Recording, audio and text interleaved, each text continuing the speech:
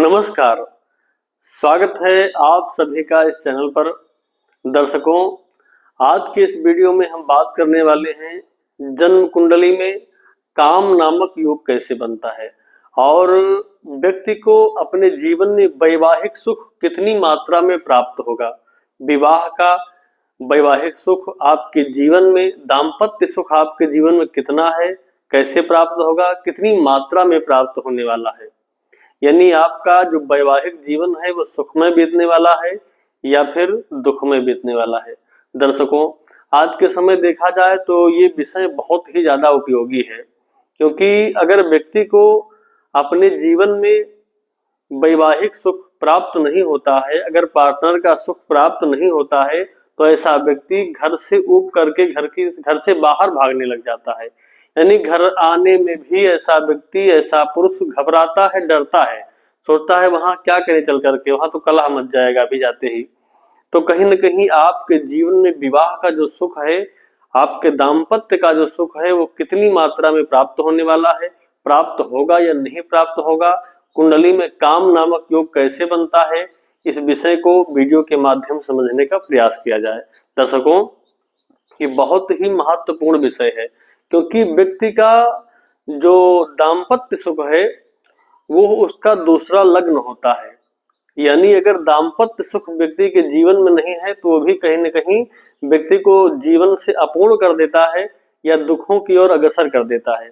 ऐसा व्यक्ति भी कहीं न कहीं तनाव का शिकार हो जाता है।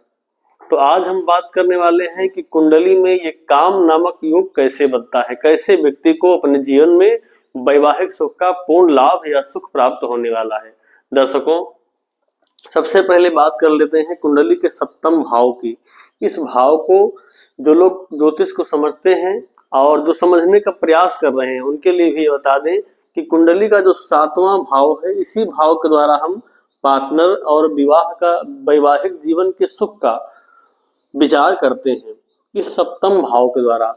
ऐसे में सप्तम भाव में अगर कोई भी शुभ ग्रह बैठा हो, इस भाव में यद ग्रह ना हो कोई बात नहीं, अगर बैठे तो शुभ ग्रह बैठे, और साथ साथ में अगर इस भाव पर शुभ ग्रहों की दृष्टि हो जाए, जिसमें से बुध, शुक्र या गुरु की दृष्टि अगर सप्तम भाव पर हो, गुरु यहाँ पर भी बैठ करके सप्तम भाव को देख सकते हैं।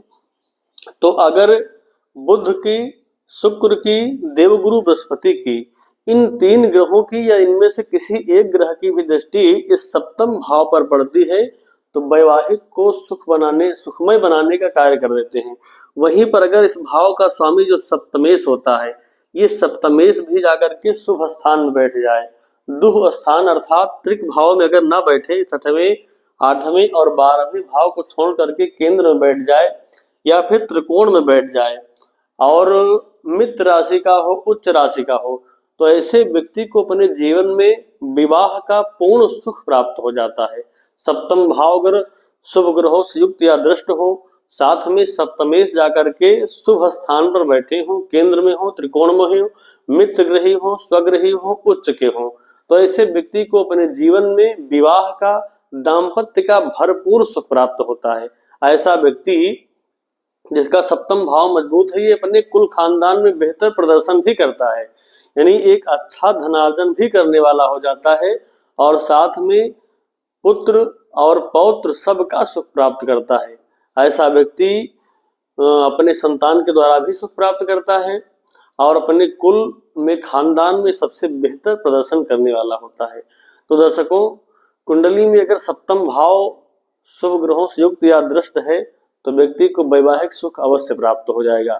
वहीं पर अगर इस भाव में एक से अधिक, यानी लग्न में अगर मान लीजिए शनि, राहु और मंगल, इन ग्रहों की युति हो जाए, या फिर ये ग्रह अगर कहीं से भी इस भाव को देख रहे हैं, एक से अधिक अगर पापी ग्रह, 2-3 पापी ग्रह अगर इस भाव को, सप्तम भाव को देखने लग जाए, तब फिर ये समझ लीजिए कि ऐसे व्यक्ति को विवाह का जो सुख है, दाम्पत्य सुखों में कमी आ जाती है। ऐसा व्यक्ति दाम्पत्य का पूर्ण सुख प्राप्त नहीं कर पाता, संतान के द्वारा भी उसे पूर्ण सुख प्राप्त होने में समस्याएं जरूर आ जाती हैं। तो सप्तम भाव का शुभ होना बहुत आवश्यक है आपके दाम्पत्य के लिए, आपके वैवाहिक जीवन के लिए। दर्शकों, आज के लिए बस इतना ही। पुनः मिलेंगे नए वीडियो में नई जानकारी के साथ। तब तक के लिए नमस्कार।